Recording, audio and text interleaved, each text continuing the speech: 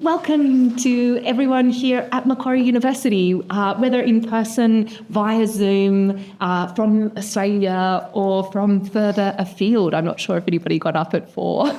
we shall see. It's wonderful to have you with us for an afternoon of poetry and craft and thinking about Stuckness as creative process.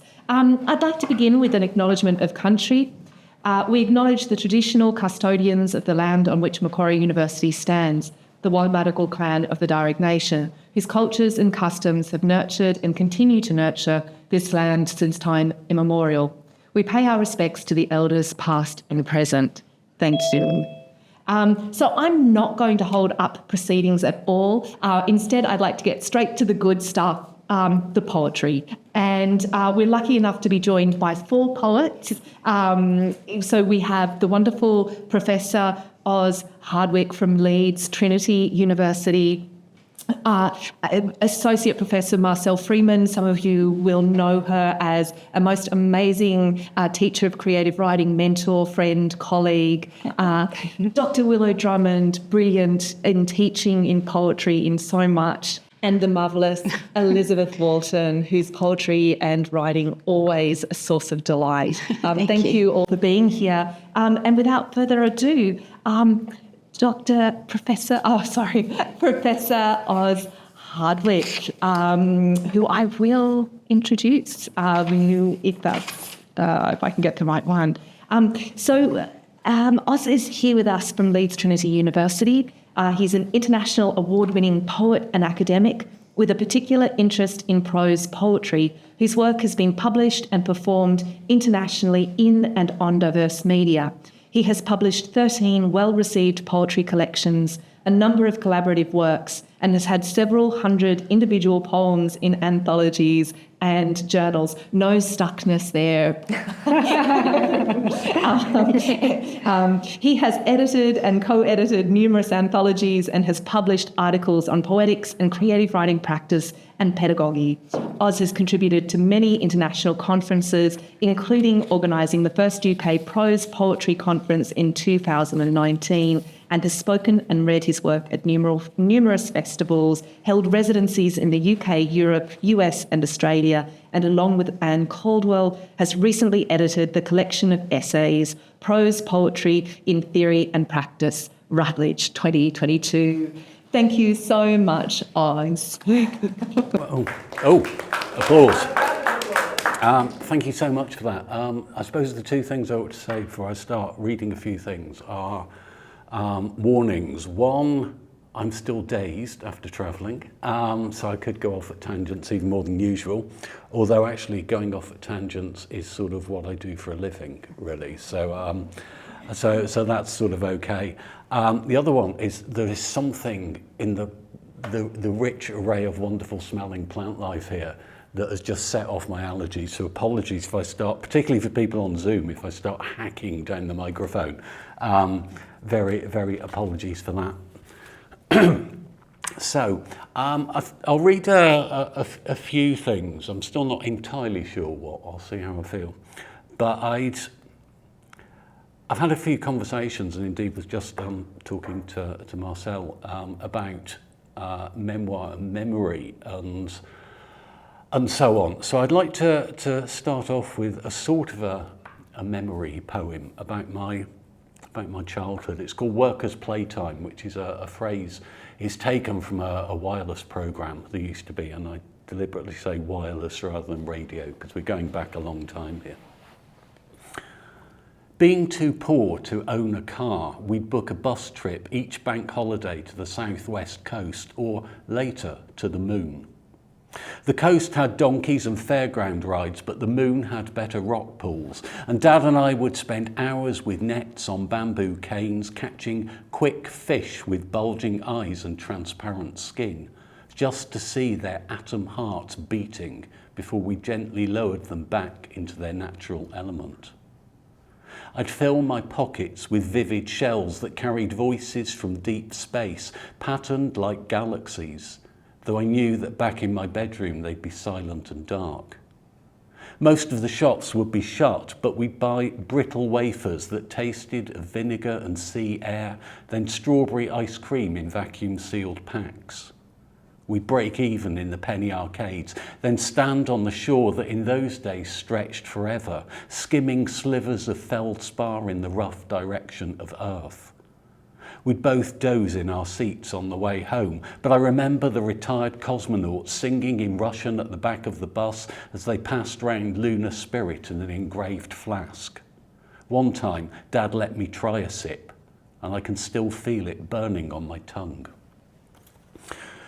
So that's sort of about my childhood, which was partly growing up by the sea in a very sort of working class family household, and there would be Dad's works outings to places further along the coast and so on.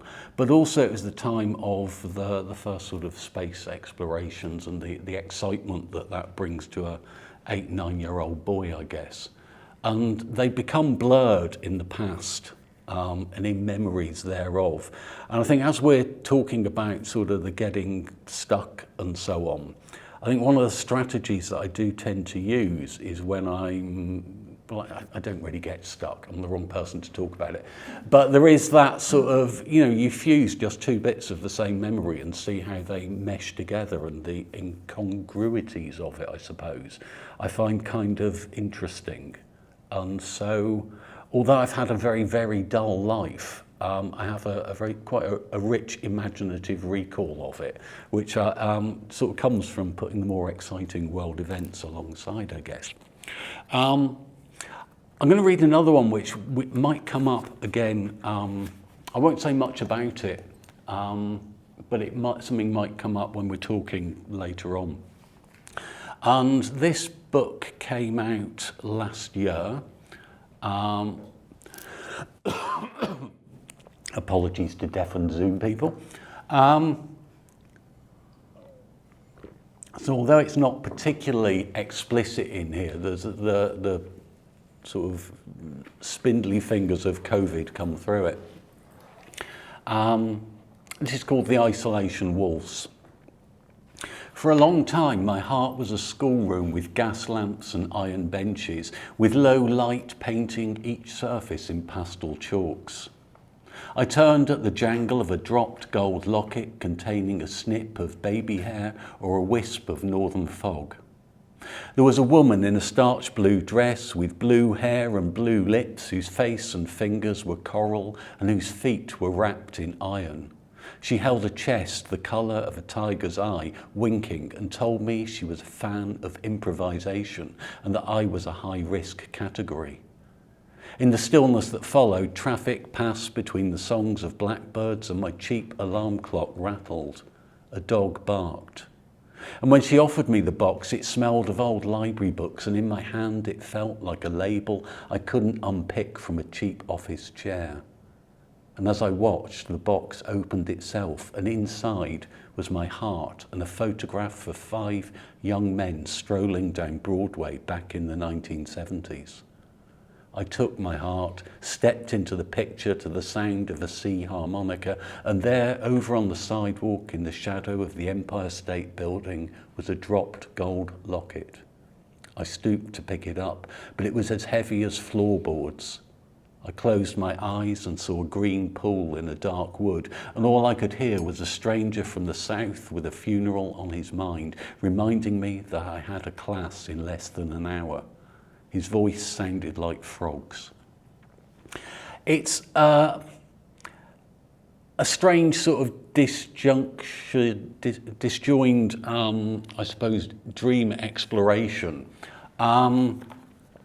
which came, and again, it's one of those, a conversation earlier on about that sort of teaching in the sort of Zoom and Teams era, and I was coming up with exercises for my students to do quite a distance, and that's that poem came out of it, and I'll perhaps sort of talk about it in a bit. But it was that sort of, how on earth do you prompt people when they're sort of their world so enclosed? So it was that, a lot of my students being stuck with things and sort of, okay, yeah, but we'll go this way now and see where that takes you.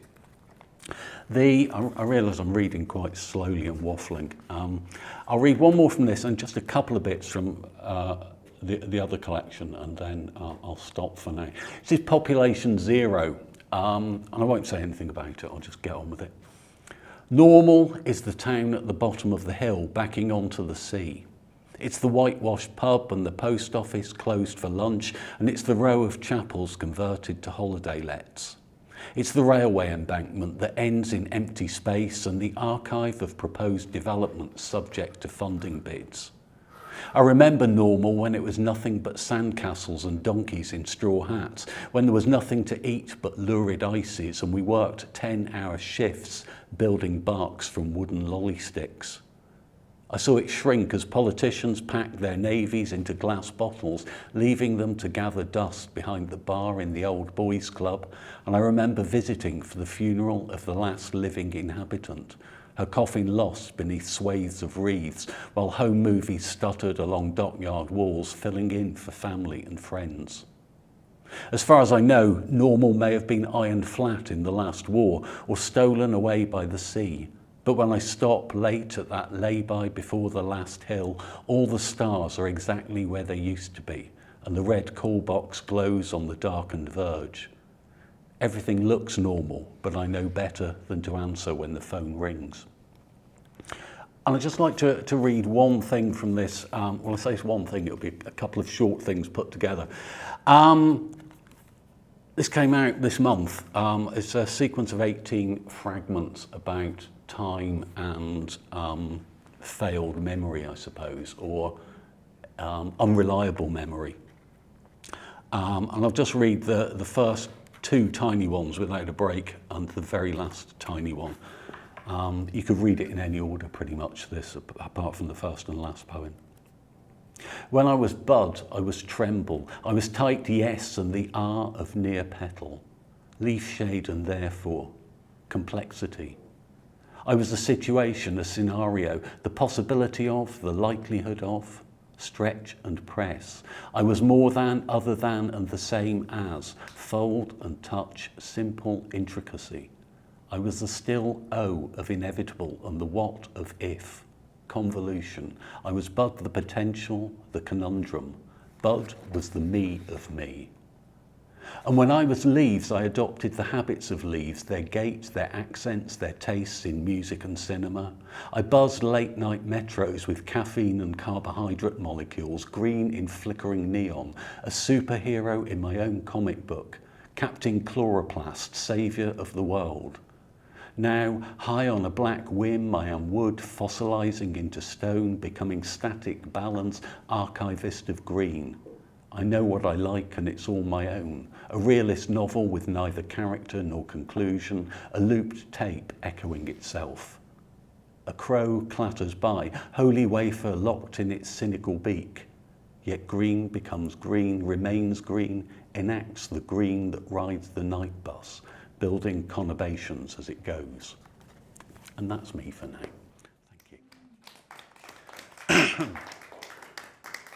Thank you, Oz. Next up, we have Associate Professor Marcelle Freiman. As well as being a much-loved teacher, colleague, friend and mentor here at MQ, Marcelle is a published poet and researcher whose research focuses on creative writing and its practice, theory and pedagogy. She has published articles on the practice and theory of creative writing with a current interest in cognition, creativity and theories of extended and distributed cognition in writing process. She also researches poetry and poetics with a specialty in ekphrasis. Marcelle's third book of poetry, Spirit Level, is published by Puncher & Wattman from 2021, and her two previous collections are White Lines Vertical Hybrid Publishers 2010 and Monkey's Wedding, Isle of the Press Co-op 1995, which was highly commended for the ASAL Mary Gilmore Award. For over 2 decades, her poetry has appeared in anthologies and literary journals in Australia and overseas. Thank you, Marcelle. Thanks.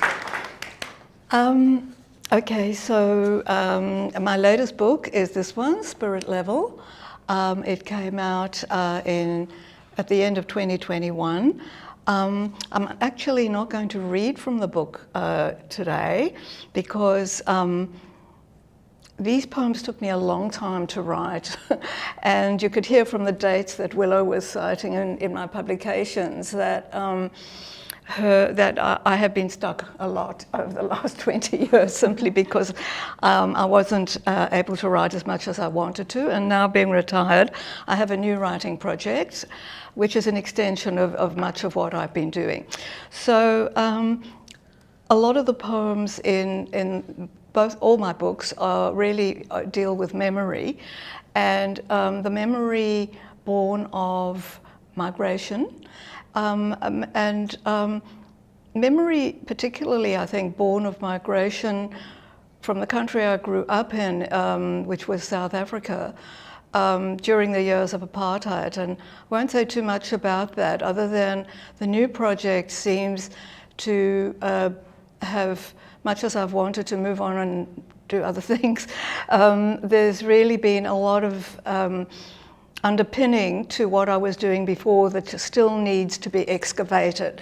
So I'm in the process now of doing that, and I'm going to read 3 poems which are all really recent, and I'll be able to talk about Stuckness about that as well.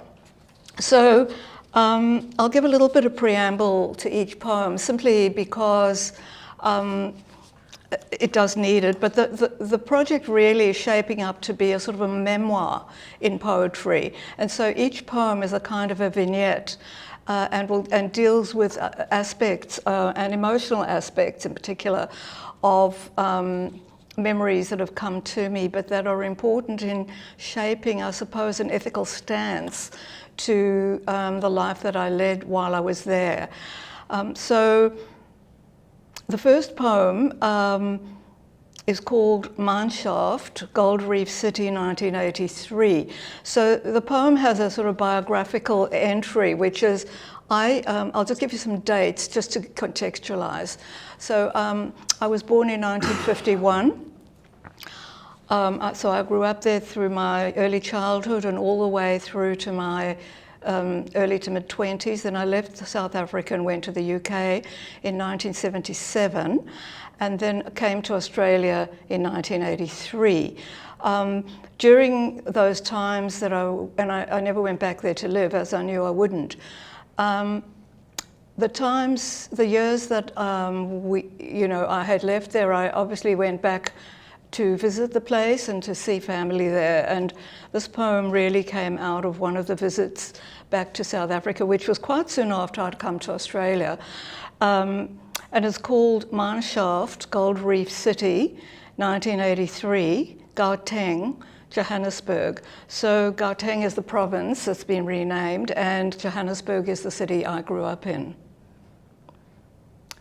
The Gold Reef City, the Gold Reef mine is actually a gold mine, a very, very deep gold mine that is still operational. And what's been built, this is really quite bizarre, what's been built around it is a theme park. And so tourists can go down a shaft, only a little way, not the same as you'll hear. But around that also, it's close to the casino that was built there, which was really how the funding for the Apartheid Museum was raised, which was then built after the country changed in 1995, when the first proper democratic election happened there after Nelson Mandela had been released. So there's just a little bit of history that you can get a bit of a sense of it. Okay, the poem. Mineshaft, Gold Reef City, 1983. You've returned, a tourist now, the country on the verge of emergency, somewhere beyond your sightline. You enter the clanking cage. The lift descends half a mile. Walls of black rock, a theme park mimicry of the plummet 5 miles down in darkness for workers on the mines. Your helmet lamp still dimmed to the real labour on which the city of your birth and education was built. Down, further down, heat in the air, silence, a taste of something brutal, cruel. Later, you will venture descents more honest than this close to the surface gazing. might even touch a hidden core, unearthed to broken light what was lost of human warmth when you lived on these hard, stony ridges alongside black workers. No right of place, the riches denied them. The rock walls glitter, intermittent as stars. How you came to be here, where your immigrant forebears had settled. Theirs was part of a great story of survival. Yours, the country ringed with fences, dust clinging to fingers touching the walls. Remember 1976? You were the white generation with freedom to leave. You could sever from your unbelonging, the skin of complicity if you stayed.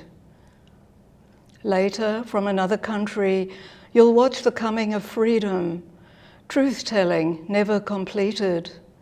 You will learn how truth died languageless in black holes of torture cells, and you will not forget the old reef shafts, the mines, the lure of gold seam buried in rock underground, dry air and shanties, a city hardened, sundered by its griefs, and always your compulsion to descend, to want some small misshapen nugget, its surface pockmarked like bullet holes in whitewashed walls, in hands of dust.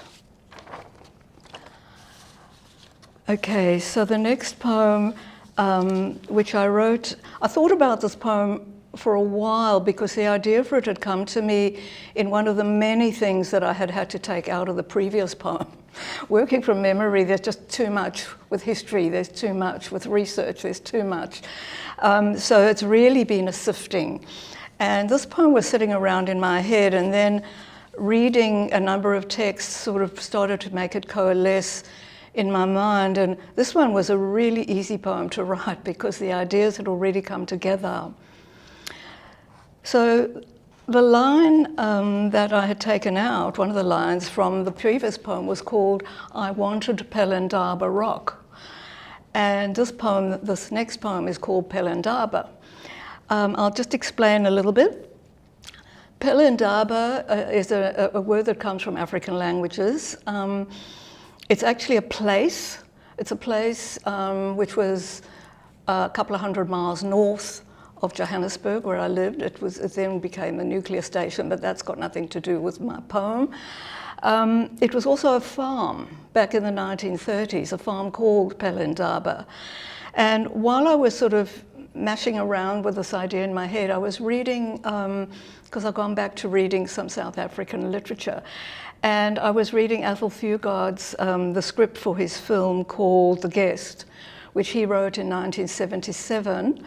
And that, the film and the play is about the Afrikaans poet Eugene Marais, whom I had had to study in Afrikaans when I was at school because we had to learn the language.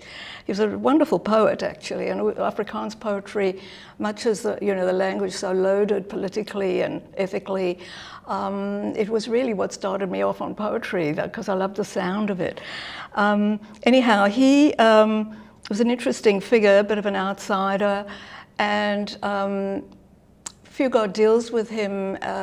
He was addicted to morphine, and he had gone to this farm at a place called Pelindaba to try and dry out, and that didn't work out. But he also did quite a lot of research when he was up there, and he had this kind of weird sort of spiritual idea of the soul and the land. And he wrote a book that's actually come into a lot of interest is being paid to it in terms of embodied cognition at the moment. It was called The Soul of the White Ant. He believed that the anthill, the white ants, the colony of white ants worked as one soul, if you like. I thought you'd enjoy that, Willo. Anyhow, that's all by the side. So here's my poem. And it isn't by the side, you'll see. Pelindaba. I wanted the warmth of Pelindaba rock, the solid cliff face heft on the ground, wanted not to forget how it was, scent of air near a river, water running over rock, monkeys leaping, grey herons stepping through shallows. Years later, through the fence of a gated village, the Yixgay River, a wide stream, oily and littered with plastic, flowing from Alexandria. Still, the resonance of ochre grey rocks, moving water streaming, deviating around the stones, their solid weight on the riverbed in winter midday sun, cries of water geese and weaver birds, and the grating edges, teeth of the barbed wire fence, sharp between my body and the river. Still later, I will learn that Pali Ndaba is Sutu for end to dialogue, which could mean, as the Afrikaans poet wanting his own peace on the farm Pelindaba saw it, end of conflict between the land and the soul, perhaps for him, completion. But also it infers from end of dialogue, end to dialogue, a closing, end of reciprocity, the hardness mapped onto this place, what dies when vision walled over with stones fails to look upon the eyes of another. Okay, and I've got one more to read. I think I've got time. Yes? Okay, so this poem is a questioning that I had in my own mind because I've been remembering and wondering about my own father who died now nearly 20 years ago. I won't say too much about my dad, but it's a long story how I came to ask the question of the title of this poem, which is called "Did My Father Read Naught for Your Comfort?" And I have to tell you a little bit about what that means. This book is going to have some notes at the back. So Naught for Your Comfort was a book that was written in about 1955. It was really published 1957. So I was, just a little girl, about 6 years old then. And it was written by an Anglican priest who had come and was working in as a mission superintendent of a mission school in Johannesburg. He was a very active man, very political man, and he eventually was called back by the church because he was becoming a nuisance to the apartheid government. But he wrote this book which is called Naught for Your Comfort, which is quite a devastating title if you think about it. And the way I came to this was I was doing a bit of research trying to find out about a particular organisation that I knew my father had belonged to, and his business partner was called the African Children's Feeding Scheme. And so I Googled it, and then I learned that Trevor Huddleston had been one of the founders of the scheme back in early 1950s and 60s to try and feed children who were just starving because of apartheid. And my dad actually started a factory which made a food that would be nutritious enough to very cheaply feed children and give them back their capacity to grow. So there was Trevor Huddleston, whom I'd completely forgotten about, and together with that came the memory, the image of the book that he had written, called Naught for Your Comfort, sitting on the shelf in our study when I was growing up. And I knew it was there, I could see it, I knew exactly what it looked like, and it was the image of that book that actually got this poem going. Okay, and without further ado. So, did my father read Naught for Your Comfort? The question I ask about a book I walked past 1,000 times on the shelf in my father's study. It seemed dusty, old and alien to my teen years, scratchy with rebellion. No time or inclination for an Anglican priest in Johannesburg back in 1955, writing the broken heart of the country. And he wrote about the music of Sapphire Town, heartbeat of a people soon to be evicted. The cassock priest had bought a trumpet for a passionate boy, and Masakela's jazz echoing through a history still to come, cutting through the crushing of ambitions. Now, reading Father Huddleston's witness, his rage and prescience, his charge to thwart hunger, it is as if I am reading around the edges of my father. Immigrant from the Jewish shtetls, The choices he faced in 1960 South Africa answered not with words, but acts and deeds.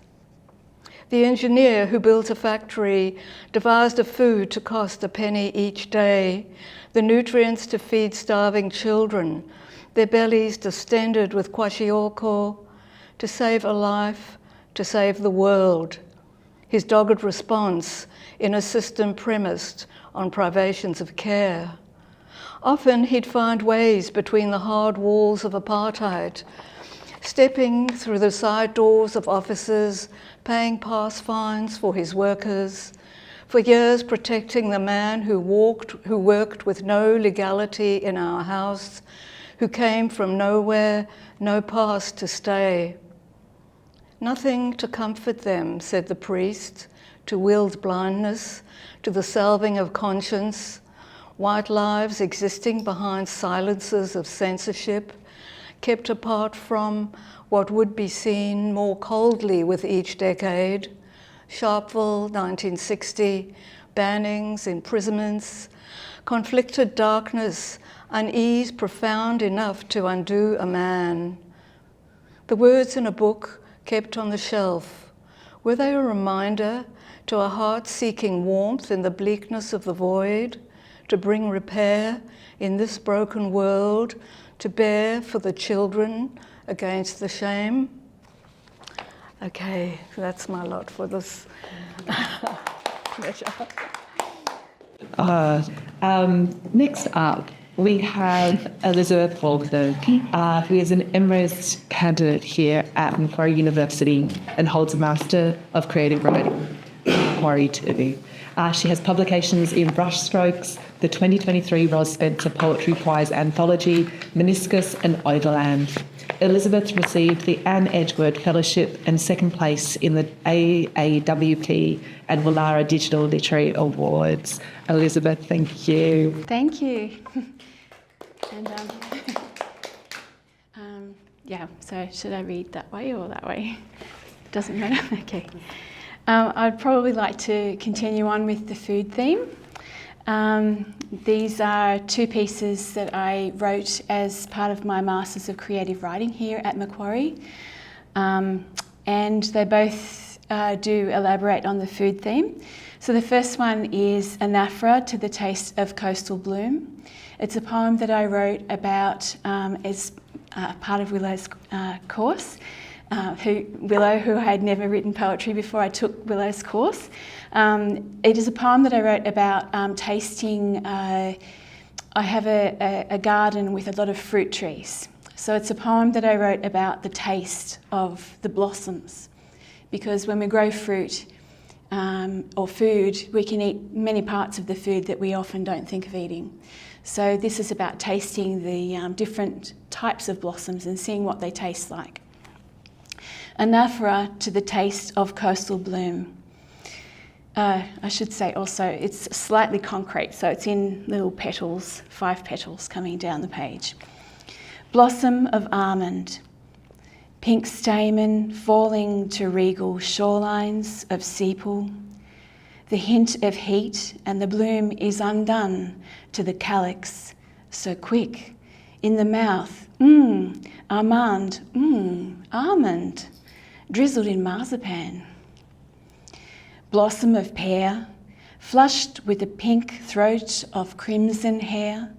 Rushing stamens invite the kiss of the coast. Legs of blue banded bees compressed in pyrus pollen. Be quick, perianth, place in the mouth and swizzle. Blossom of plum, house of man, plum the Tsar, plum Victoria, house of woman. Spent king, white petal, old queen, white coat, take even turns in rotational symmetry. To the sea bitter now, though dolce in summer, should kingdoms of parrots and pupae consent.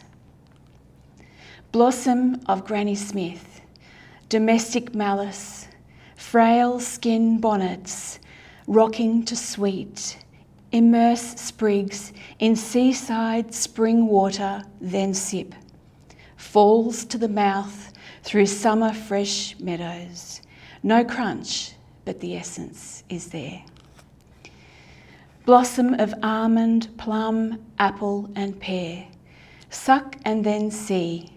Prunus amygdalus, Prunus dulcis, Malus persica, peaches in honey. Pears on crushed ice by the beach. Persian droops and ancient poems. Petalled pentagons of bliss. Thank you. And one more, which is eggplant, following on from our theme of food. So this also is written as part of Michelle's course, and it's arising from a poem by Peter Balakian, which I listened to in my kitchen before I took a trip to see my dad, and this is what happened, how that all happened. So it's after Peter Balakian's poem by the same name of eggplant. So much wrapped in the leaves of stuffed cabbage, the sweetness of late season love apples and slow roasted aromas. My laptop played eggplant in my homeland, my kitchen, while I sliced mad fruit, listening to the mussel stock brew. Listening to Balakian's voice journey his purpled mood. I cried at the white dishes on his table, how the moon looked in that part of the world. Sunday I travelled the state to homelands of old. For Dad's birthday, I carefully refrigerated the stock for the soup. There were no plates in his house anymore. No platters. They'd been given to neighbours and grandchildren who threw them away before they went overseas, with no plans to return. I arranged the prawns and mirin-drenched peaches for the guests on a plate from next door. Dad did not wait for me to ladle his lunch. He used his nonagenarian hands. Thank you. Thank you, Sarah. And our last poet reading for the afternoon is Dr. Willo Drummond, an Australian poet, researcher and sessional lecturer who teaches in the Masters of Creative Writing program at Macquarie University. Her interdisciplinary research draws upon theories of distributed cognition to illuminate creative writing, cognition and practice. Willo's scholarship and poetry can be found in Text, Axon, Cordite Poetry Review, Australian Poetry Journal, the Canberra Times, Ireland, Griffith Review and elsewhere. Willo has been the recipient of a Vice-Chancellor's Commendation for Academic Excellence for her PhD in Creative Writing 2019, a Career Development Grant for Poetry from the Australia Council for the Arts 2020, shortlisted for the Val Vallis Award 2022 and runner-up in the Tom Collins Poetry Prize 2021. Her debut collection, Moonrush, was published by Puncher and Watman in 2023 and is shortlisted for the Five Islands Poetry Prize for a first book of poetry. Thank you. Thank you, Michelle. Okay, so the poems that I'm going to read today are all from Moonrush, my debut collection. They chart a journey of drafting that makes visible various attempts, both active and subconscious, to kind of locate and gather the language that allowed me to say the unsayable, to borrow a term from poet and scholar Paul Hetherington, to say the unsayable around a particular topic. Thinking through and preparing for today, I can see that they're actually both an example of being stuck in the sense of being unable to get at what you want to get at in the way that you hope, but also stuck in the sense of being preoccupied with something, and a couple of you have mentioned this, kind of unable to write about anything else, that is when you're kind of able to write at all, just returning and returning and returning to a particular topic. That was happening with these poems. So my PhD was kind of interested in creative cognition, and then I was looking at the poetics of Denise Levertov, and she says a beautiful thing in an essay in her collection, A Poet in the World, about the various ways that poems come to us. Most of the time, she says, they require numerous drafts and they can kind of be coaxed into being. But sometimes they seem to arrive out of nowhere and kind of arrive almost fully formed, and it's kind of spooky, and Oz mentioned that before too. And that's most likely because a lot of the work has gone on already in the subconscious via reading, via other activities, or perhaps via the writing of other poems. So I'm going to read you 4 short poems today, and then we can chat a little bit more about their drafting journey later. But each of them deals with the experience of gender transition from the perspective of a life partner, something that it seemed there was very little language for at the time I was writing these poems. It was a little while ago now. The first 3 were part of what was originally a sequence, or seemed to be going to be a sequence of 5 poems, though only 3 survived. And in hindsight, I could see that they were necessary to write the 4th poem, which to me at the time seemed like one that came out of nowhere. But of course, other stuff had gone on. So I'll read the sequence, the 3 poems from the sequence first, which is called Axis of a Shifting World, and then I'll read the 4th poem. 1. In winter light, each tree slides on an axis to human eye invisible. Toward the helix lookout, tiny birds like moths rest warm bodies on tall grasses. Each slender blade bends in gesture of giving. So many bodies appear. Hill to toe, I coax my own round reedy hill in walking meditation.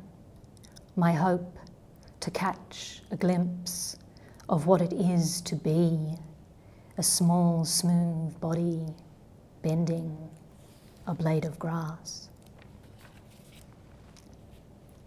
2.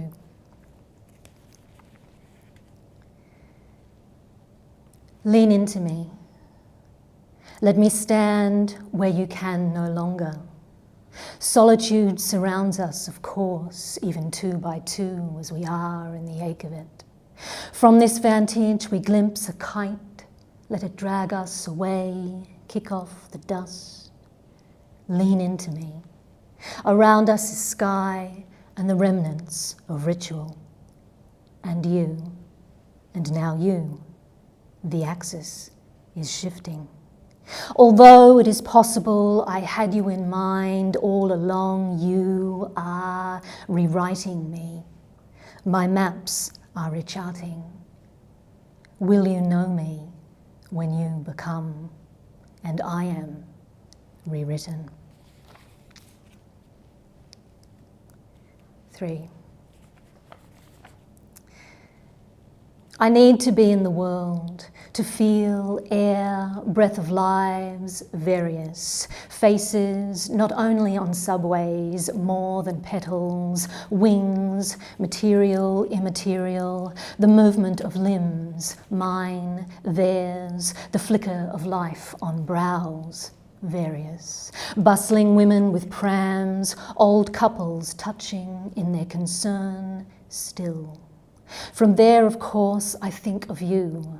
I think about our intertwining, our changing, various and particular. So much that is strange and new.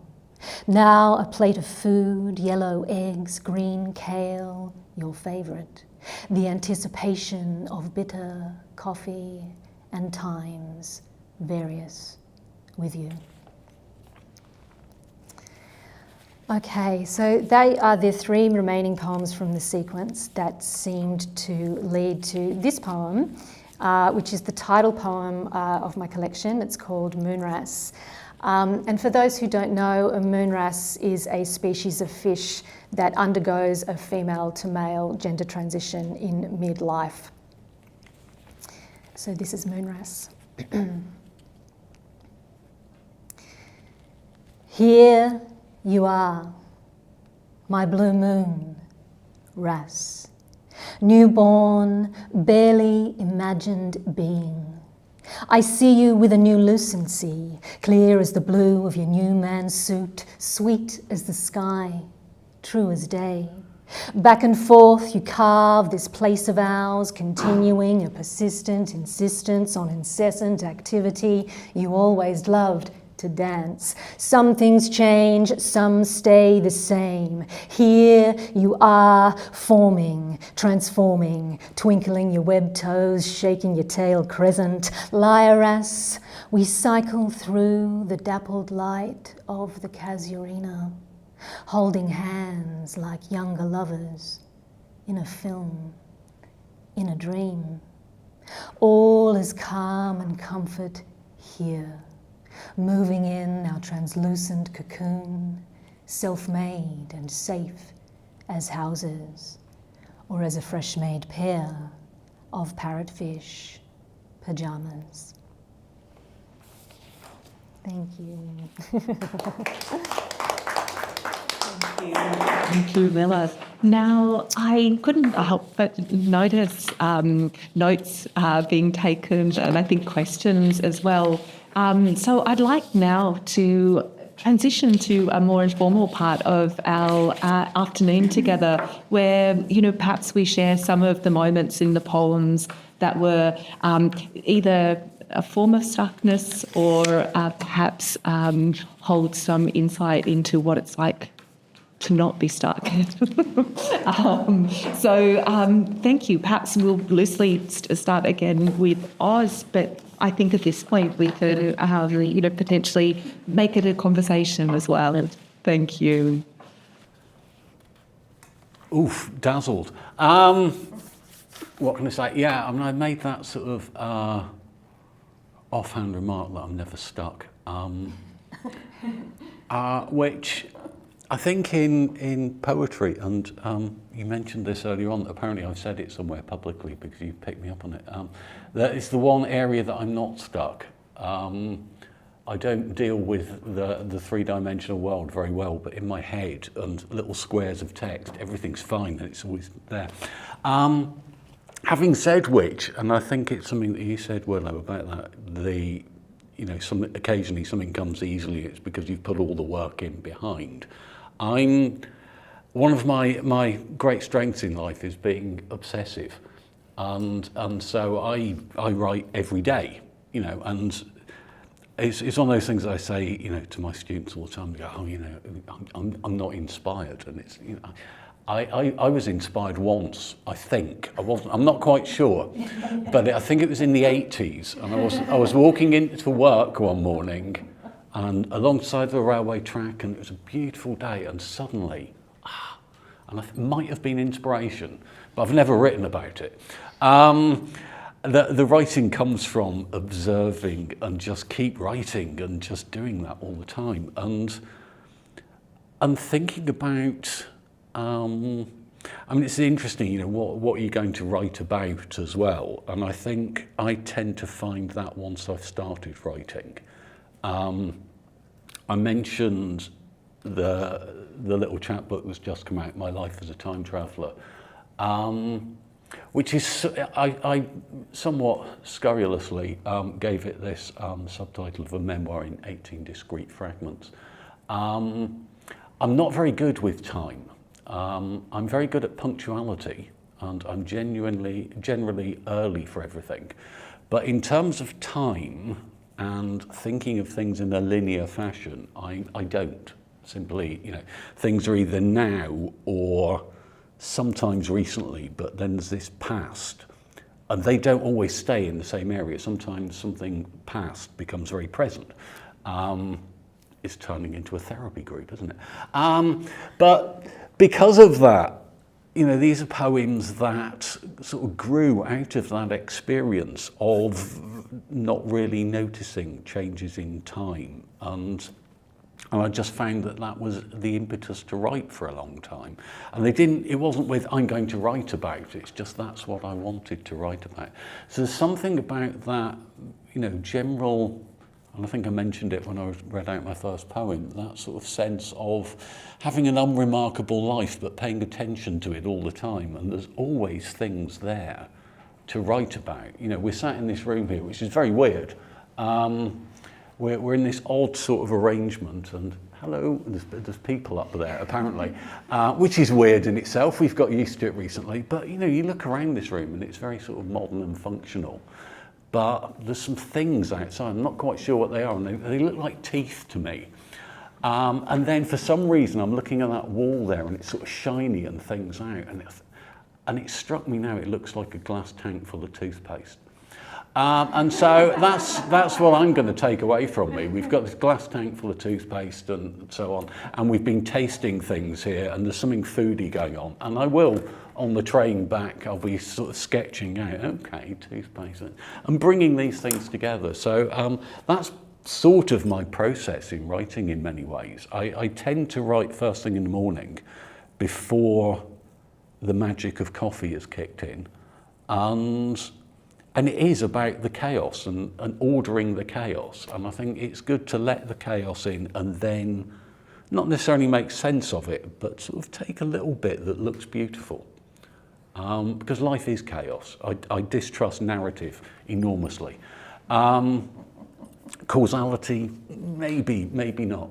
But narrative, definitely not. And so I just like framing the chaos into attractive patterns, which sounds very shallow, but actually it's where you start picking up those things that really matter to you, and quite often touch on the things that you don't necessarily want to say directly. You know, that thing of Paul saying the unsayable. Whether anyone gets the unsayable, I don't know. I suppose I could add footnotes into them as well and tell people what it all means, but the sort of writing I do, I prefer to let someone find their own way through it, I guess. Sorry, I'm rambling on, not giving anyone else a chance. But that's my thoughts on the matter. Thank you, Paul. I guess in some ways, perhaps, you know, sort of that wonderful idea of the memory and its ability to, or you know, sort of that thing inside ourselves that determines what matters. I think this, you know, that image in the storyteller, where on your deathbed you don't get to choose what story you're telling. or what comes to mind. And I mean, Marcelle, I know you've worked so much with memory in order to sort of sift through experiences. And so it's interesting that for you, there's not the stuckness so much there, but then I think both. And just a stuckness. Is there stuckness on occasion? I think that's a permanent place from which I operate, not only in creative work but in general, an uncertainty, but certainly in creative practice. Yeah, I've had to just stop writing for large periods of time, and I'm a musician. I've had to stop playing music for large periods of time too. It's just seems to be part of the. It's an integral part of the process for me. Yeah. And panicking, going, I just cannot do this, and then going, oh, it's okay, I know now how to do it. So yeah, I don't know how you get from one side to the other, apart from showing up and doing the work. Yep. Yeah, just writing through. Yeah. There's something really, I'm interested in what Oz said about writing before coffee. So you're in that liminal time, and maybe you're a little bit more, you're out of your own way, aren't you? You're a bit more, because I think submission is important to this process, and the showing up. You know, the research shows that too, you know, that it's the showing up to the page. Like, the writers get stuck, I'm citing Rowena Murray here, writers get stuck because they think they have to work out what they think or what they want to say before they can write, instead of using writing to work out what it is that you want to say. Like, you figure it out by meeting with the page. But that doesn't mean that that's not terrifying sometimes, or that what's showing up on the page is scary, or not what you think should be there, or not the way that you thought you were going to talk about that thing, or something that you don't want to talk about, or not sounding how you hoped it would. There's a whole range of reasons that all this kind of meta level of stuckness can happen. But I definitely think that, the only way through is by that showing up. Yeah, and that might not be necessarily, or certainly for me, it's not necessarily always realising a poem every day. Might be a vignette, it might even just be some list work. I know for those poems, there was the sequence that I was kind of trying and flailing about and writing. I wrote some dates down about this. So I think that sequence I was feeling very lost trying to write that sequence in around April and May. And then I was also doing my PhD, so then I kind of, accepted defeat on those poems for a little while and then just was working on the research for a little while. And then I noticed in my journals in about August, I really thought, actually I thought I was going to have to stop doing my PhD because I couldn't figure out what was, I was going to have to quit. Yeah, you remember. And then I was just doing some list work. I just did list work at that time. So not poems, just being content with getting some list work down, by which I mean, putting different things together. And I thought it was interesting that Oz spoke about that before as well. I wonder if that's something that you formally do, like just list work, or how does that look formally for you? Yeah, I do like a good list. I like putting things in order. And I think that is a good way of getting things moving, and yeah, definitely. Yeah, but so no poems arose for me at that time, but I just was like, okay, that's some interesting list work. And then it wasn't until November, so that's 7 months after that sequence, that a chance conversation with my partner, not even about a moonras, about an axolotl, occurred, and there had been an axolotl in one of the poems that didn't make it in that sequence. And that's something I think is important as well, being alert to serendipity, to chance encounters, yeah. And so somehow that grabbed me that morning, and then I went down this little research rabbit hole and discovered all these things about the moonras instead, as I was noting them down, it was almost like writing a list about the person that is at the heart of that poem. It was just so close. And then a vignette formed from that very easily, and then all I had to do was shape it on the page. And then it was just there after 7 months of, flailing around and thinking, I can only write about this, but no, I can't write about this, So, Yeah, when you're not writing the poem, you are writing the poem, aren't you? If you're consciously not writing it, you're definitely writing it. It's so interesting to see, how we articulate our process and non-process, which is actually process really. For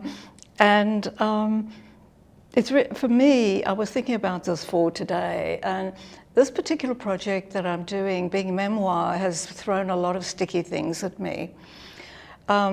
And you probably didn't realize, because there's a fair bit of narrative in the poems that I wrote, but one of the things that sticks, that I have to be careful of, is that I write poems and not stories.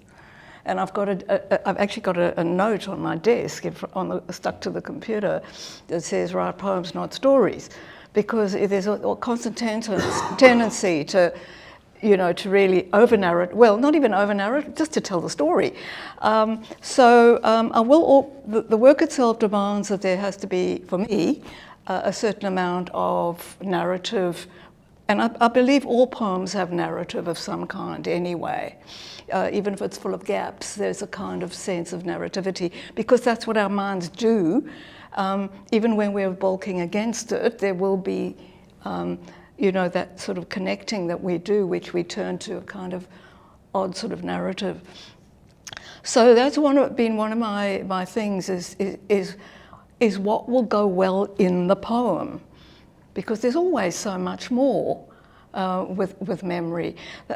So that's the thing that I've struggled with. I mean, the mine shaft, it kept having more and more stuff, and then more and more stuff was thrown out, and it was a really hard poem to write. Partly also, and I'm glad I did it this way, was because I started on this 2-line structure, couplets, right at the beginning, before I even started writing it. It came to me because I wanted to do something about descent, that sort of katabasis, this kind of descent into hell idea. And then I remembered, oh, hang on, I went down a mine shaft. Yes, I did that. I'd forgotten about that mine shaft thing. And then thought, okay, that can be my sort of memory portal into this poem. But also, the way that I'm approaching these memories now is a way that I've never done quite the same way. I did have a tendency to allow myself to fall towards nostalgia or story in some of my longer poems, because that was a way for me of making a shape out of the chaos. But here I've really tried to be more honest, because the reason why I've actually done that kind of nostalgia stuff has been a kind of forgetting. So I wanted to keep that door of forgetting open so that I wasn't doing that. And so that I was then going to have to deal with some really difficult stuff. And that's really been the main ethical and personal and existential issue for me with this series. And sometimes I've actually had to take stuff out, which is just too revealing. But I'm finding a balance there. So that's another sort of an idea that came to me a few months into the project, and it's another one that stuck with me, was when you get stuck, the problem might not be existential, it might just be technical. I might have read it somewhere, but it just stayed in my head, because really, is it just a matter of changing the pronouns or finding an image rather than rattling on about something? And so, yeah, that was a way for me to get around stuckness, to say, okay, what is the real problem here? And very often it was because the poem was kind of morphing. It wasn't, I needed to really start attending more to the poetry of the thing. So that's been a big one. And another area of stuckness has been, because a lot of the stuff I do write about happened when I was a very young child, and I wouldn't have known. And I've been doing a lot of reading, which has been often very devastating to me, and the Huddleston book was one of those. But then, having to do that research, it's been time to put aside the poetry and just read. But I then haven't tried to apply it in any particular way. I've just let it sort of imbue what's around, So that's it, yeah. And then dealing with certain words like pronouns, like I, or little I, or you. I found you quite handy because it gives me distance. Or just using simple words like black and white, which I found it almost impossible to write the word white or black without getting into a whole kind of space, because my work is around whiteness, blackness. Yeah. So I'm interested in that, well, all of it, but I think particularly that idea of, and you said it in your introduction as well, of having so much memory and research, and then it's what you excise from that. Yes. And I do wonder, and you were mentioning about the blank page. I mean, I always think that rather than thinking about you've got this blank page, you've got to put something on, think about the whole mass of stuff you've got and take stuff away rather than creating something. Take away the things you don't need, and it's that, attributed to Michelangelo, that, how do you carve an angel, where you take a stone that's got an angel in it and take away all the bits that aren't an angel. If you think of writing a poem like that, perhaps, it takes away that sort of fear of having a blank page. I've got all this memory, all this research, all this knowledge, image, and you just take away the bits until you've just got the poem in the middle. Yes. And I think that's kind of an interesting way of approaching things.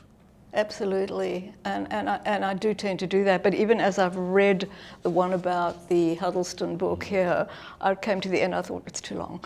I have to take some more out of there. So but you're right. It's a matter of paring away until you reach where you are. And this poem about the mineshaft was really an example for me of how far I could do that.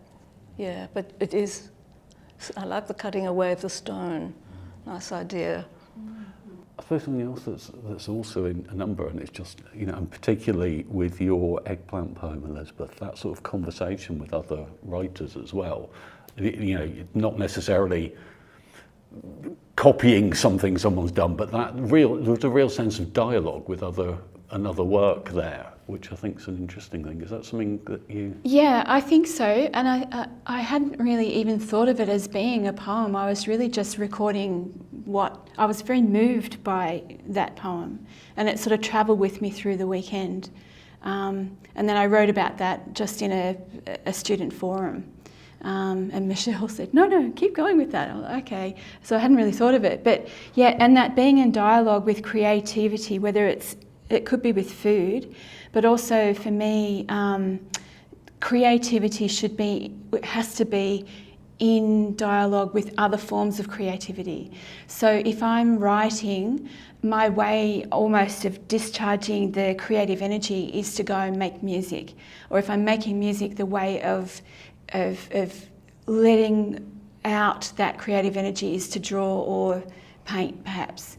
But and creating different elements that way. That one creative process seems to shape the other, and that would even extend to, I would say, growing food and cooking, but also into the physical, which I know Michelle and I both swim, and so I think the physical element of creativity, so the walking meditation, or the lap swimming, where the ideas that you were stuck on, they seem to walk you through it or swim you through it. Yeah, so I think those things are all very relevant. And I did bring this to show to Willo, which is a poem, a prose poem, written on a piano scroll, which Jimmy's in the corner here. I started this in part of Jimmy's program. And I wrote a prose poem based on research that I did with Jimmy for Willo's unit, and then I wrote it onto a piano scroll, and then, of course, made a video and a piano soundtrack for it. So, yeah, one thing leads to another in creativity. Something I've struggled over many years to allow space for was this understanding that my movement practices were not in competition with my writing practice. It was just all part of it. For a long time I felt this like, I'm spending too long doing yoga, or then I'm not going to have enough time for my writing.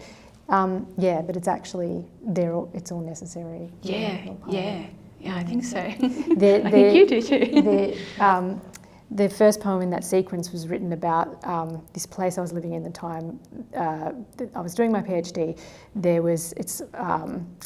There's like a rehabilitated land there, and there's this kind of helix mountain structure that I guess has got garbage within it. Anyway, it's been rehabilitated, and there's all reeds and everything there, and I would walk every day around this helix structure. It's like that's almost like a monk. Have you been to? There's a church at a place on the south coast called Badalla, and it has it's an old stone church, and it has a garden that is a circle within a circle within a circle, and the idea is that you enter and you walk the circle, and whilst you're walking the circle, you're letting some form of a god resolve whatever it is that you're working on. Yeah. Like the labyrinth. It's a labyrinth, yeah. Like the labyrinth at Centennial Park. I often walk that one. Right. Does it work?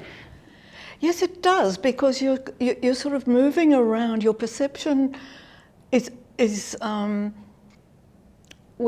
very peaceful to do it, and you're just simply allowing the way in which the directions and the just the way that changes of direction are allowing you to see things in a new way.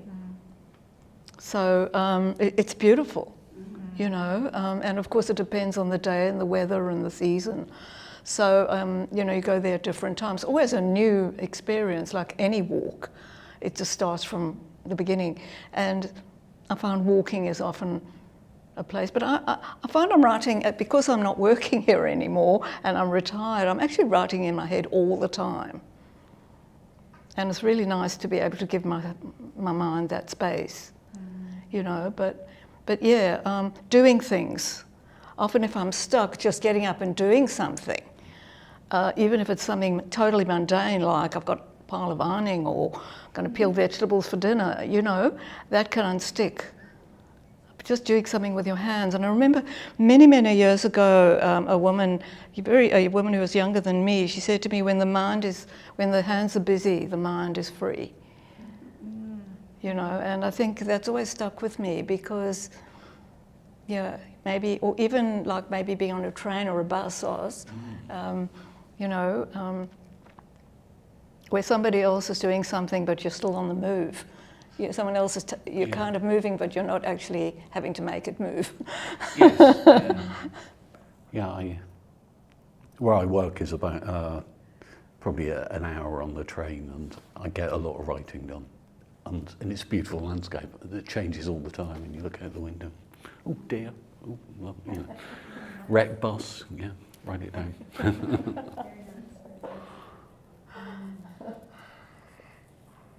Does anyone else have times that they write particularly, or is it just... All the time. Yeah. Yeah. We were just talking about buses and trains too, though. Yeah, and I like note-taking on buses and trains too, and taking journeys where you're not, you know, when you're driving, there's all that stimulation, but you can't actually work with it unless you're going to record your voice. But when you're on a bus or a train, more so than when walking as well, you can actually be making notes, and I think it's a beautiful way to exchange with, everything that's happening. I need to write in the morning, but then sometimes that, if it's a good poetry day, that will run on for probably. Do you manage it every morning? No, I don't manage every morning. Cause my ambition is for it to be every weekday. Because I do think about, you know, if we're sort of going back to that stuckness thing, and it is that, you know, I'm going to damn well write something, you know, at this time. And, you know, I find that first thing in the morning is the time that I do have a little space while I'm having a coffee and just, you know, start off. And it is part of that dialogue thing as well. I'm part of a prose poetry group with a few people, a number of whom are in Australia. So I will get up in the morning and someone will have shared something and I'll read that, and that will go in as well as the news that's on the radio and thinking about what I have to do. And they'll all sort of come together and find some sort of interesting juxtapositions I can work with later on. Yeah, reading is definitely also writing, right? I think, yes. Definitely is. It's totally integral to my practice, but also I maintain that line, like they're so intertwined, you know, and I talk about this in a little bit of my research as well, that, you know, they are, we can think of them as, you know, this kind of hybrid practice, reading, writing, reading. Yeah, I tend to agree, and I write, at the moment I'm reading very eclectically. I just follow my nose, you know, whatever I feel like, but also I might find a reference to something and I'll grab it and I'll go with it and read it. And that's often generated, as you could see in the Pelindaba poem when I read the play. I couldn't believe it. I had this Pelindaba idea in my mind, and then I read the Fugard, and there was this thing about Pelindaba being, you know, what it meant in Sotho and Eugène Marais. And I just thought, that's fascinating. I had gone to read that play because it was about Eugène Marais, and I had memories of his poetry when I was at school, which I found some wonderful translations of online. Wonderful for Google is amazing, and yet there was all the stuff about, you know, his philosophy and about Pelindaba. I didn't know that I didn't know that Eugene Marais had gone to the farm at Pelindaba, and even before that, I'd had this idea about this rock, and so it was so serendipitous, you know. So reading can do that, and sometimes when you've got a creative poem, something going on in your mind, even in your subconscious, it starts to look like everything you do feeds it. So these things come to you. If you're not in that space, sometimes things will come to you, but you may not recognise their significance, you know. So that's something that I love to be able to catch that, and that's why I said that writing Pelindaba for me was an easy process. It was an easy poem. It had already started writing itself. And it didn't present all that many problems to me, and all I simply did in that poem was coral together these places and things that had come to me with that particular word, and that smell of the veldt and the rivers and the rocks and the birds, you know, that sort of memory of place. Right in the middle, though, there's the gated village image, isn't Yes. there? And as soon as you put that in, that really shifts the frame. Oh yes, it does. It does. It's not just a poem about place. There's more, and I want that. I want that. I want to. Is that what do you add to it to really, you know, all these wonderful details that you had? And you can go on and on with those, can't Yeah. you? And that's what I'm trying to avoid. That's why I was saying earlier, there has to be a point to this in terms of what I'm doing.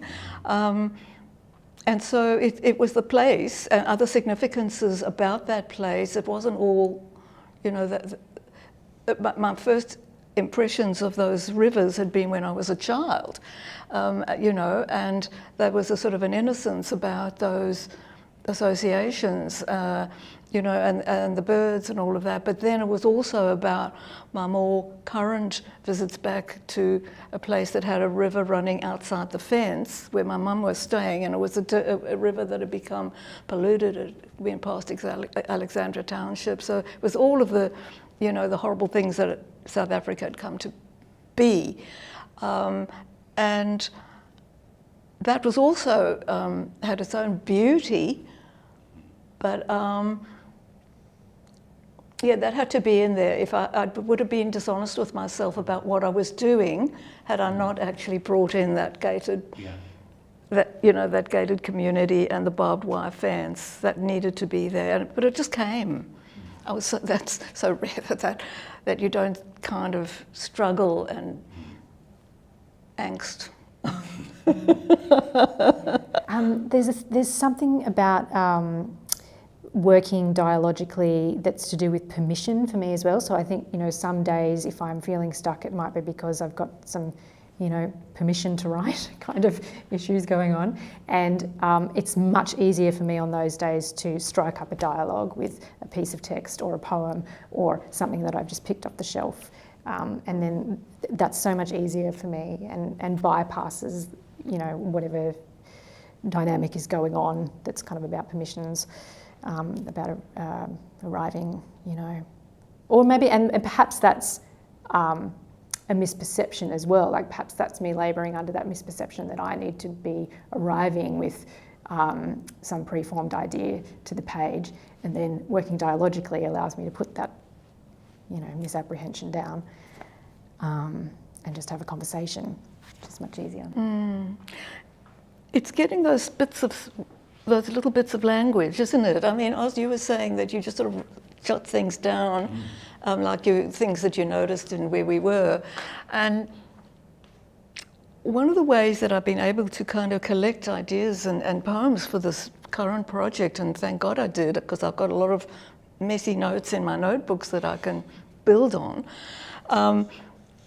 was to just sort of use the notebook as a place to sometimes I'll just write, I'll have an idea of a poem and I'll just start writing maybe a few lines or a line or even an entry point, because that's another place that I find it, with these poems that I'm doing now in particular, how do I enter this, how do I take the reader into this memory in a way that can be meaningful and how that will make it work. And I can tell you that the first couple of bits of the first 6 lines of the Mineshaft were rewritten about 50 times because I couldn't find my way in a way that I was positioning this as simply a visit back into a theme park. You know, it was that logistical stuff, that's narrative skills.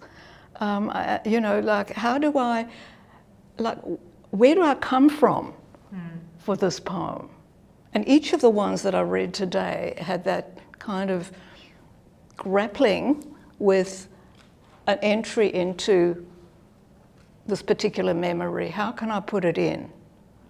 You know, so yeah, and sometimes I have to rewrite many times, many drafts, or I have to play around, as I said earlier, with the pronouns, because the I becomes too overwhelming.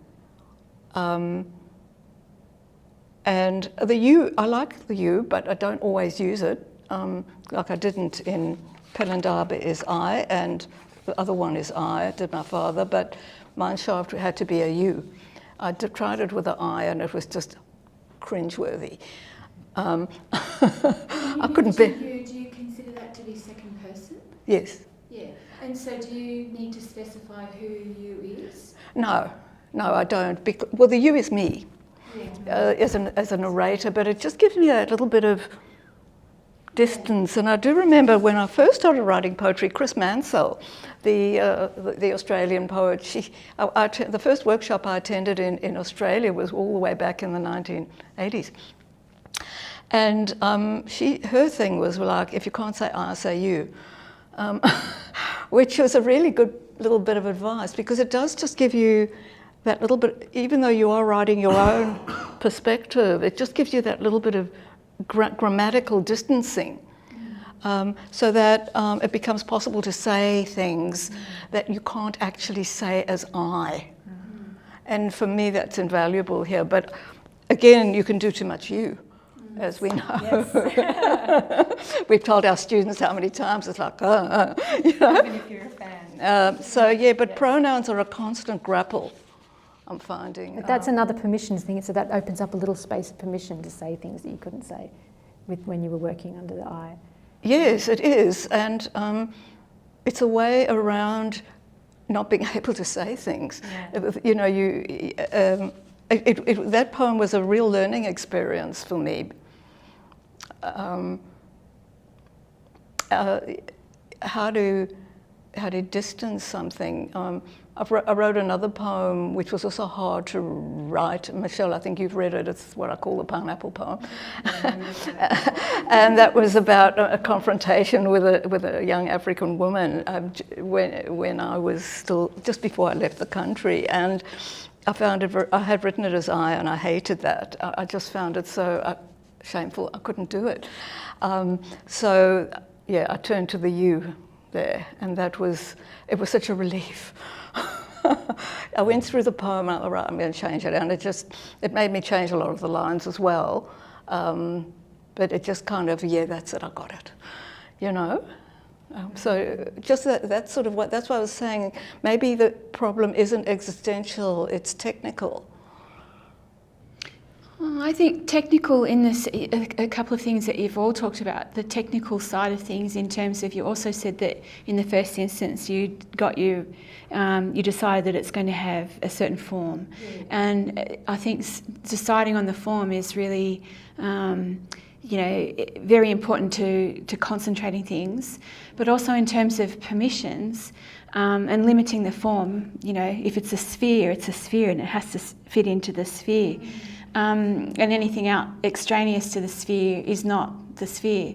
But in terms of permissions, I also do some work under a pseudonym, and I'm writing a particular topic under that pseudonym. And when I started writing that particular topic under that pseudonym, I was then able to have permission to write. I found permission suddenly to write at a deeper level with that topic that I hadn't been able to access for a long time, and that I'd tried for decades to write about that topic and not able to access it at all.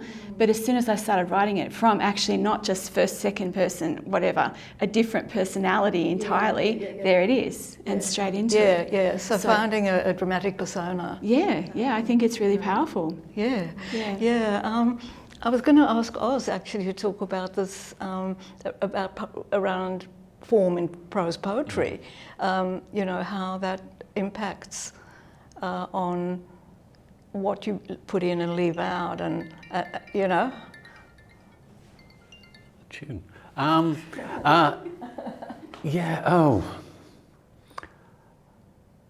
It doesn't necessarily impact in that sort of way we've just been talking about. I mean, it's a box you can put anything in. The person I always quote with prose poetry is Russell Edson with it's the shape of thought for him, and I read that after I'd spent years trying to think, how can you describe it? I got somewhere close. I said, oh, he wrote that a couple of years ago. But it is that the prose poem's one line, essentially, that just happens not to fit on the page, so you have to have soft returns in it.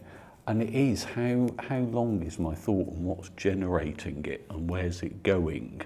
And it is an impulse of, I suppose, language, metaphor and rhythm beyond or before what it's about. I'll decide what it's about and make it about that later on. But I'll see what comes up, and it's what you were saying, Willo, and the sort of coming to and finding what you think in the writing, I suppose. And the first draft is always, how far can I take this? And it sounds sort of kind of whimsical. I read a couple of quite whimsical things, I think. But actually, it can take you places that you really don't want to go sometimes, in terms of,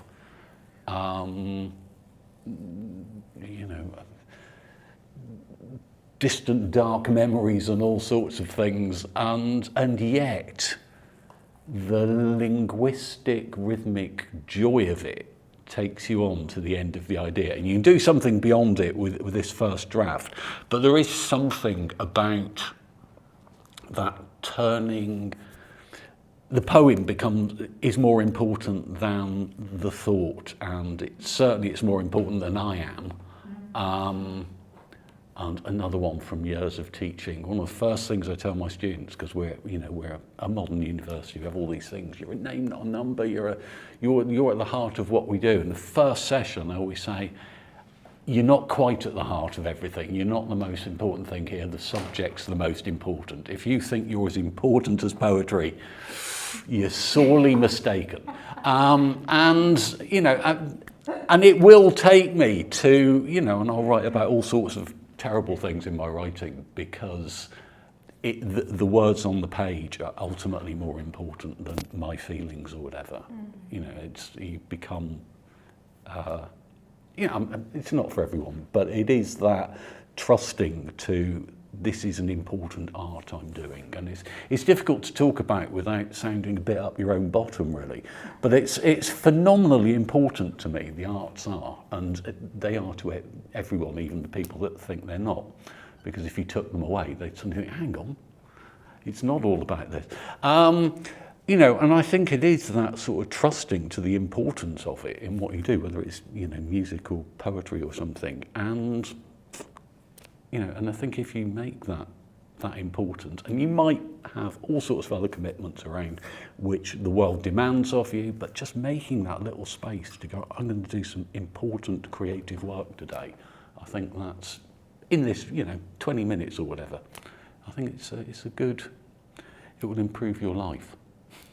So I'd love to just, because we are coming towards the end, I'd love to see if anyone on Zoom had questions, or anyone in the room had some questions, or just last thoughts for our Friday, for our lovely Friday afternoon. Does anyone have some questions perhaps from the room for our poets? Have we got some things in the chat, or were they from before? They were saying wonderful things about the readings. I just Nice, thank you. Thank you. That's lovely. Thank you. Just a comment. I write creative non-fiction, and it's eerie hearing all of these different processes, how similar they are to the process of drafting something. Like, I will let something sit there, and sometimes it will come in a month, and it will be to do with those the random things that sort of happen. Or you can just let it sit there I had a piece sit there for like, I think it was about 12 months, a touch over, until I just happened upon something on Trove that was just the piece I needed, like the sort of the drawstring that sort of pulled it all together, and it was just there. And so then I just sat with it for a day, and I just wrote it out, and it was it just took so long. It's about trusting that waiting. I know, and you put that pressure on yourself to write every day, and then hearing that, it's really good to know that you don't have to have that pressure, that's okay, you can just let that gestate and find its way. So thank you. I probably ought to say that. I don't put pressure on myself to do it. I love it. It's, it's what I do. It's absolute pure joy. It's one of the few things in life that isn't a pressure. It's just yay, time. Yeah, it's certainly, even though I've just given the example of this kind of fraught journey to this poem, it's certainly the genre for me that is the least fraught. Compared to writing My longest critical poem piece or was something. 7 years. I had the beginning of it, and it took 7 years before I finished it. It's not a great poem. I was pleased with it when I finished it, and I thought, got that. And that was a number of years ago. But these things do, and you start and you go back to it every so often. You do other things, and you go, no, it's still not right. But 7 years, which is. Yeah. I try and write most days, but if a day goes by and I don't get too panicked about it, because I know that it's kind of mashing around in my mind or my subconscious, and I'll get back to it. Because I use the notebooks, I've always got that sort of anchor that I've got stuff in there that I can go and work on if I just happen to lose the plot, which can happen. You sort of just fall off and just lose it. So, but I do need to come back to it regularly, in order to stay with it. And it's funny because every time I sit down to write, I still do those same old things, procrastinating, faffing around, chores, and eventually I sit down, it's like, now I can do it. Like, why couldn't I just sit down and do it? But that's like just an old kind of default that comes up. But I'm enjoying writing more often now than I did when I was teaching. Because I found that really did cut into my writing time a lot. And I only used to really write during the end of year break. That was the only time. But I still managed to get 2 books out during that time, so something must have been happening. But I had a poem that took me about 7 years to write. Yes, I really relate to that, Oz. I'm often a writing session for me is simply going back to what I've written and working on it, and doing myriad drafts, because it does take time. One point you can think, it's okay, I've done it, put it away, look at it the next day and say, oh my God, that's not working at all, that's not it, and have to go back and, just being prepared to do that. I call that writing. I call all of that writing. I don't feel I always have to be producing something new. It's more a matter of shaping and honing what I've got, and bringing it to where I want it to be, which I never know where I'm at that point, but there does come a time where you sort of put it aside and you start changing things and you put them back and you think, right, okay. Maybe it's time to stop, but I can come back to it a few months later and then do a little more on it. Yeah, I suppose that's also why it's good to have multiple things on the boil, so that you don't have that pressure that you need to be realising this one project, every day. You can be still engaged with the broader, suite of things that you're working on, but you don't have that pressure. There's a balance point, isn't there? And I want to say as well, we should all keep in mind at all times Rilke's Duino elegies that were, arrived after a blockage of 10 years. We should all keep that in mind. Awesome.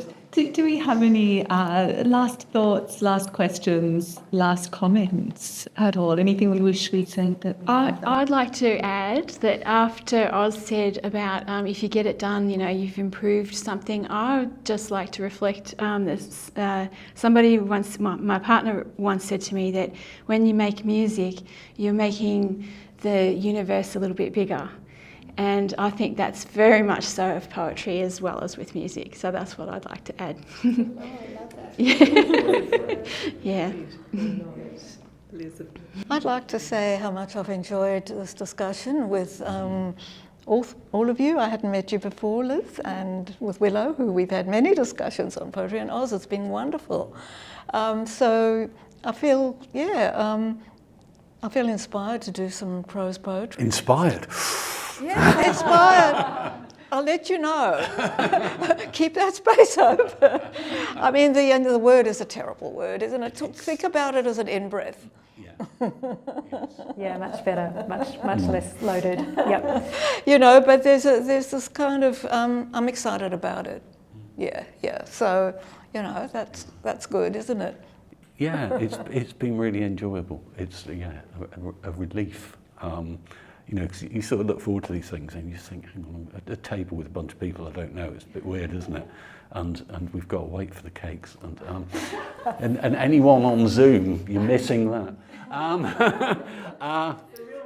The real reason is the cakes. But no, it's been really stimulating and just as people reading, looking at the different forms as well, with your 2 lines and your leaves and your, and then it's interesting to see on the page what they look like as well. Good. Thank you for having me along. Look, I'd love to thank everyone for attending here today, everyone on Zoom, everyone in the room, anyone close and far away. It really made the event very special. A particular thanks to Dr. Jimmy Van, who was so instrumental in making this into a masterclass and making it happen, and to the amazing Tran, who's not getting out of it that easily. So thank you to everyone. A really huge thanks to our poets, Professor Oz Hardwick, Associate Professor Marcelle Freiman, Dr. Willo Drummond, amazing, and Elizabeth Walton. Thank you to everyone, and onwards and dangerous.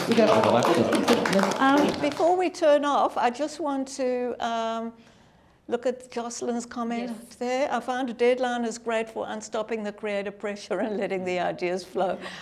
Yes, thanks, Jocelyn. That's that one doesn't really work for me, but I can imagine for other people it might. It depends how serious the deadline is. Jocelyn, I'd like to say a deadline really works for me, and I find a deadline to work similar to the way that I find form to work. So if I have form to work to, or if I have a deadline to work to, both of those work for me. Is there a constraint? Yeah. Yeah. Yeah. Great point, Jocelyn.